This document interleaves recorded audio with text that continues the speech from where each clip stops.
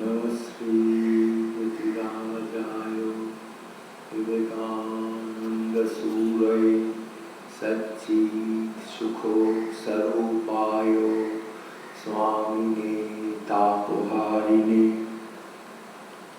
স্বামীজি তখন আলমোড়ায় যাচ্ছেন, আলমোড়া থেকে মাঝে মাঝে ধৌলধারে যাচ্ছেন, আবার আলমোড়ায় নেমে আসছেন।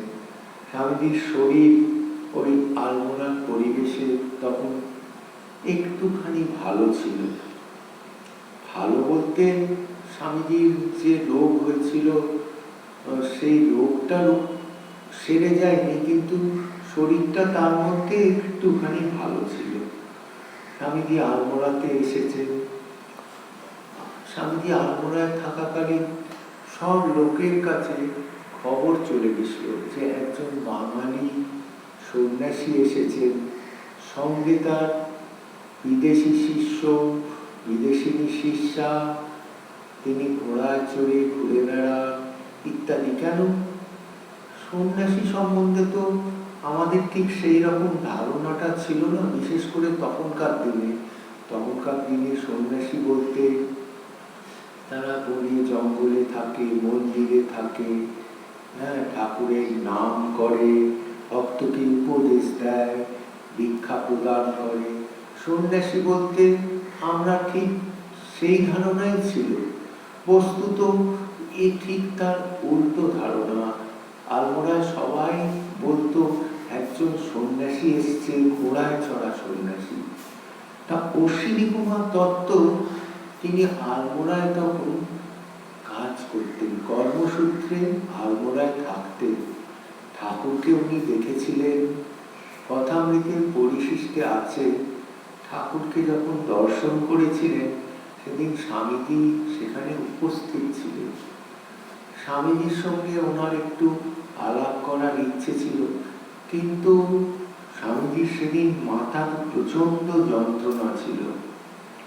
সেই জন্য অশ্বিনী কুমার দত্তের সঙ্গে আর স্বামীজির সেদিন সাক্ষাৎকার হয়নি। কিন্তু ঠাকুর তার সেই আশা কিন্তু বিফলে যেতে দেননি।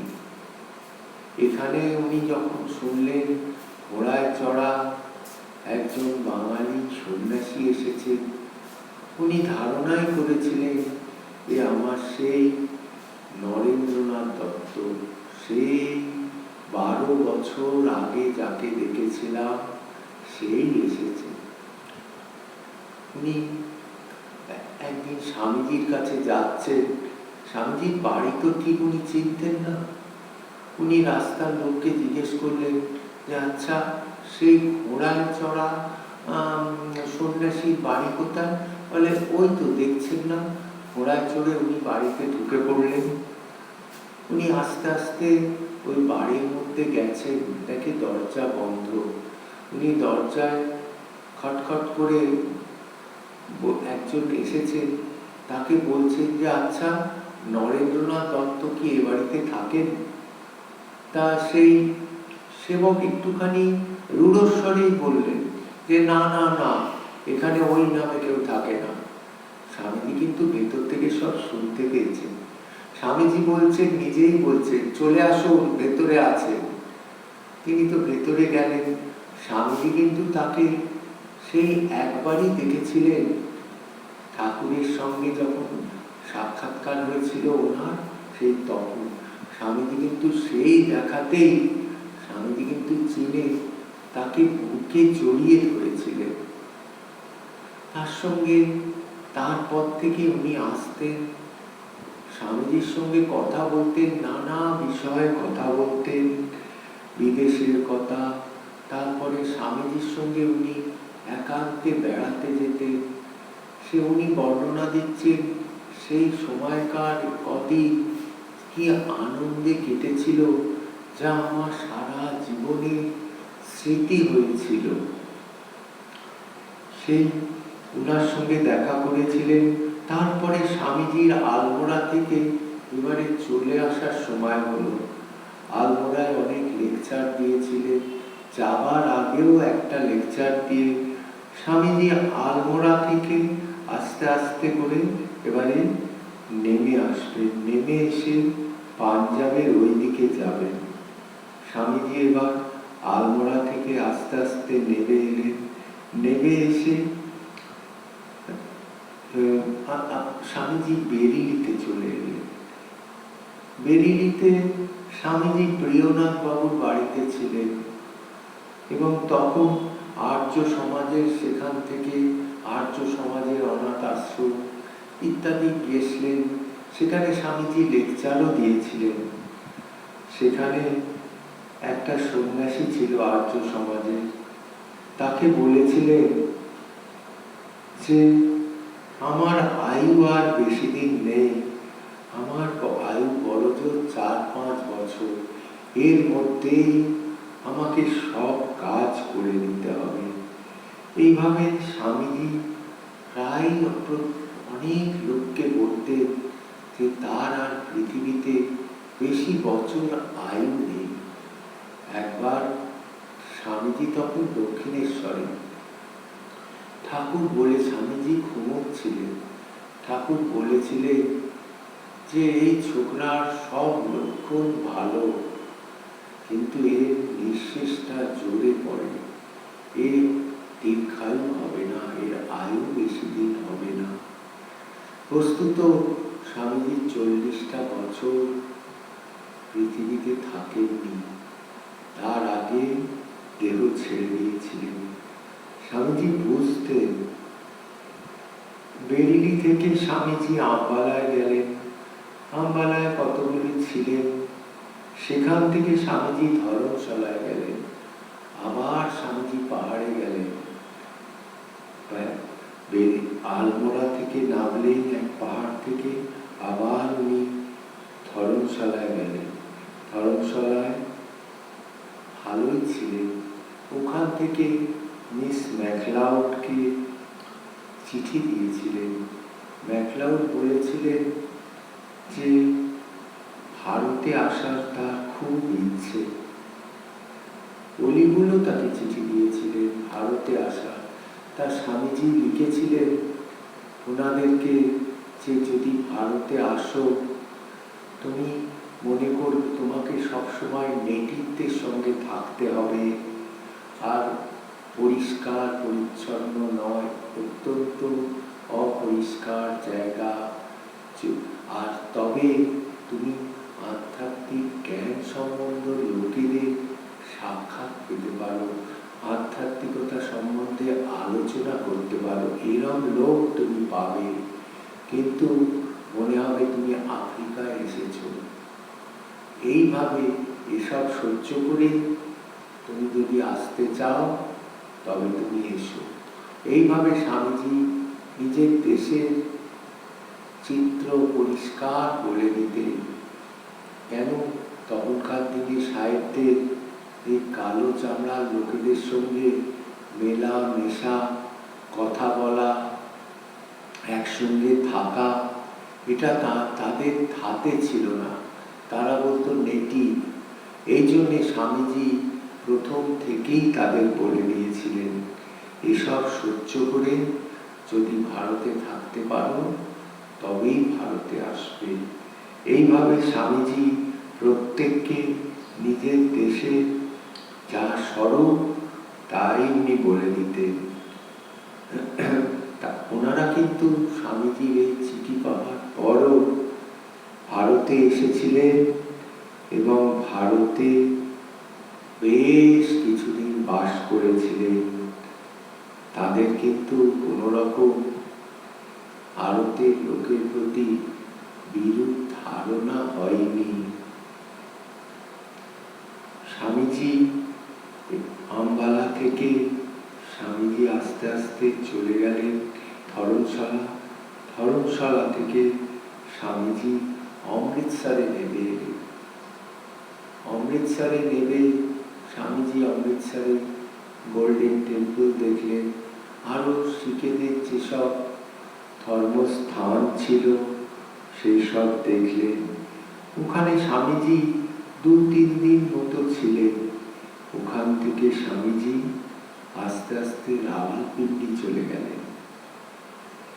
রাওয়ালপিন্ডিতে গিয়ে স্বামীজির শরীর খারাপ হয়ে গেছিল। স্বামীজির শরীর ভালো মোটেও ছিল না, আলমোড়াতেও শরীর খারাপই ছিল। কেন, স্বামীজির যে রোগ ছিল সুগারের তখন কোনো ওষুধ ছিল না, শুধু পথ্যের উপর নির্ভর করে মানুষকে থাকতে হতো। সুতরাং স্বামীজির শরীর মোটেও ভালো ছিল না। তার মধ্যে ওই ঠান্ডার প্রদেশে গেলে হয়তো কিছু শরীরটা ভালো দেখতে লাগতো, কিন্তু ভেতর থেকে স্বামীজির শরীর ভালো ছিল না। উনি রালপিন্ডি থেকে মারি চলে গেলেন। শরীর রালপিন্ডিতে স্বামীজির সহ্য হলো না।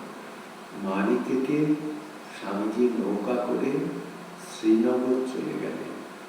তখন মানুষ শ্রীনগর ওইভাবেই যেত, এখনকার পাকিস্তানের ভেতর দিয়ে শ্রীনগর যেত।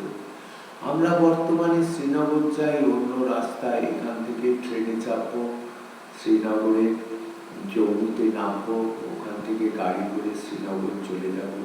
তখনকার দিনে শ্রীনগরে যাবার এত মসৃণ রাস্তা ছিল না। স্বামীজি মারি থেকে নৌকা করে শ্রীনগর চলে গেল। শ্রীনগরে গিয়ে স্বামীজি প্রধান বিচারপতি ঋষিবর মুখোপাধ্যায়ের বাড়িতে বাস করেছিলেন। স্বামীজি শ্রীনগর কাশ্মীর খুব ভালো লেগেছিল। কাশ্মীরের প্রাকৃতিক পরিবেশও ভালো, কাশ্মীরের আবহাওয়াও স্বামীজির খুব ভালো লেগেছিল। শ্রীনগরে থাকাকালীন স্বামীজি শ্রীনগরে রাজার বাড়ি দর্শন করতে গিয়েছিলেন। শুনলেন রাজার ভাই তথা সেনাপতি স্বামীজির দর্শন প্রার্থী। স্বামীজি সেখানে গেছিলেন। রাজার ভাই স্বামীজিকে খুব সম্মান দিয়েছিলেন। স্বামীজিকে চেয়ারে বসতে দিয়ে রাজার ভাই মাটিতে বসেছিলেন, আরো সবাই স্বামীজির সঙ্গে মাটিতে বসেছিলেন। স্বামীজির সঙ্গে অনেক ধর্ম আলোচনা করেছিলেন, অনেক কিছু বিদেশের কথা ইত্যাদি সব শুনেছিলেন। শ্রীনগরে স্বামীজির কাছে অনেক হিন্দু পণ্ডিত, তারপরে বিশিষ্ট ভদ্রলোকেরা স্বামীজির কাছে আসত, স্বামীজির আলোচনা শুনতেন, স্বামীজির কাছ থেকে উপদেশ নিতেন। এইভাবে স্বামীজি শ্রীনগরে ছিলেন। রাজা উজির স্বামীজিকে একটা বজরা ভাড়া করে দিয়েছিলেন। বজরা মানে হাউস বোট। সেই হাউস বোট স্বামীজিকে দিয়েছিলেন, বলেছিলেন স্বামীজি আপনি যেখানে যাবেন এই বজরা করে যাবেন, ওরা আপনাকে সব জায়গায় এই বজরা করে নিয়ে যাবে। স্বামীজি বজরা করে নানা জায়গায় শ্রীনগরে যেতেন। আর অন্য সময় স্বামীজির কাছে সমস্ত অতিথিরা আসত, স্বামীজি নানা বিষয়ে আলোচনা করতেন। একবার স্বামীজি বজরাতে করে অবন্তিপুরায় গেছিলেন। অবন্তিপুরা থেকে আরেকটু হেঁটে পাণ্ডবদের মন্দির দেখতে গেছিলেন। পাণ্ডবদের মন্দির দেখে স্বামীজি বলেছেন এই মন্দির 200 বছর 2000 বছরের চেয়েও প্রাচীন। সঙ্গে লাটু মহারাজ ছিল। স্বামী অদ্ভুতানন্দ লাটু মহারাজ বলছেন স্বামীজিকে, স্বামীজি আপনি কি করে বললেন যে এই মন্দিরটা 2000 বছরেরও বেশি পুরানো? স্বামীজি তখন বললেন যে দেখ লাটু, তোর মতো মূর্খকে আমি বুঝিয়ে বলতে পারবো না কিভাবে আমি বলেছি। লাটু মহারাজও সেই রকম মানুষ ছিলেন। লাটু মহারাজ বলছেন স্বামীজি তুমি কিরম পণ্ডিত আছো যে আমার মতো মূর্খকে তুমি বুঝিয়ে দিতে পারবে না। এই ছিল ঠাকুরের গুরু ভাইদের, ঠাকুরের সন্তানদের মধ্যে ভালোবাসা, গুরু ভাইদের মধ্যে এই ভালোবাসা। লাটু মহারাজকেও যেমন স্বামীজি ভালোবাসতেন, যেমন স্বামীজি আদর করে কথা বলতেন, রহস্য করে কথা বলতেন, সেই রকম গুরু ভাইরাও স্বামীজির সঙ্গে সেইভাবেই কথা বলতেন। ওদের সম্পর্ক কিরম ছিল জানেন? ওতপ্রোতভাবে সেই সূত্রে মণিগণা এবং আছে না ভাগবত গীতায়, যে ওই মণিগুলো এক সূত্র দিয়ে গাঁথা। সেই সূত্রটা হচ্ছে ভগবান শ্রীরাম কৃষ্ণদেব। তাদের মধ্যে সম্পর্ক কোনোদিন নষ্ট হবে না। কেন? যে সুতো দিয়ে গাঁথা, ওই সুতো কোনোদিন ছিঁড়বে না। এই হচ্ছে গুরু ভাইরা, ঠাকুর স্বামীজির গুরু ভাইরা এইরকম ছিলেন। একবার লাটু মহারাজকে বলছেন, যখন বজরায় উঠছেন, যে লাটু মহারাজ দেখলেন যে না, লাটু মহারাজকে বলছেন, লাটু ওই আমিষ খাবার কিনে আনতে বলেছেন। লাটু মহারাজ তো আমিষ খান না। যাই হোক, স্বামীজি বলেছেন, উনি আমিষ খাবার কিনে আনলেন। বললেন, স্বামীজি তুমি বলেছ আমি কিনে এনে দেবো, কিন্তু আমি আমিষ গ্রহণ করতে পারবো না। আর বজরায় উঠে যখন দেখলেন, বজরাওয়ালার ফ্যামিলি ওখানে থাকে, স্ত্রী লোক বাস করে, লাটু মহারাজ বজরা থেকে নেমে যাচ্ছেন। স্বামীজিকে বলছে, ওখানে মাইয়াদের সঙ্গে আমি বাস করতে পারবো না, সন্ন্যাসী তো। স্বামীজি বলছেন, তুই আমার মুখ চেয়ে থাক। এই কথা স্বামীজি বলছেন লাটু মহারাজকে। লাটু মহারাজও কিন্তু স্বামীজির কথায় একটাও কোনো কথা বলেননি। স্বামীজির কথা শিরোধার্য করেছেন। শিরোধার্য করে লাটু মহারাজ সেই বজরাতে স্বামীজির সঙ্গে বাস করেছিলেন। কাশ্মীরে নানা জায়গায় স্বামীজির সঙ্গে যেতে নানা লোকে আসতো, আলোচনা করত, লাটু মহারাজ শুনতেন, দেখতেন, সব বুঝতে পারতেন। লাটু মহারাজের হয়তো জলকালীর বিদ্যে বেশি ছিল না, কিন্তু তার ব্রহ্মজ্ঞান ছিল।